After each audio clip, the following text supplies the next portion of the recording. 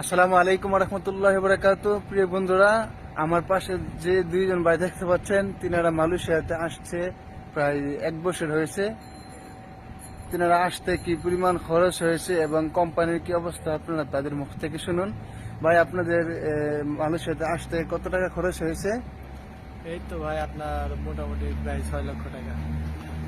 6 লক্ষ টাকা খরচ হয়েছে ভাই। জি জি ভাই 6 লক্ষ। 6 লক্ষ টাকা খরচ। কোম্পানির অবস্থা কেমন ভাই?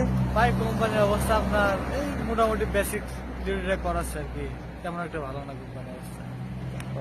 কম বেসিক শুধু 1500? জি জি ভাই 1500। 1500 টাকা ভাই, আর 100 টাকা আপনার রুম ভাড়া কাটে। আর যারা মালয়েশিয়া আসবেন তারা অনেক ভেবে চিন্তে আসবেন। আমরা মনে করেন মালয়েশিয়া আসা পুরো একবারে ফাঁসা গেছি ভাই।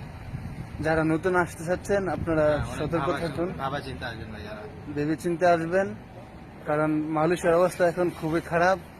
ঠিক আছে, শুধু হাহাকার।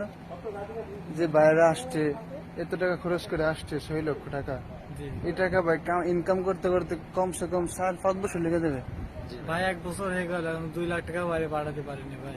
চিন্তা করেন ভাই, আপনার কি অবস্থা, আল্লাহ আকবার।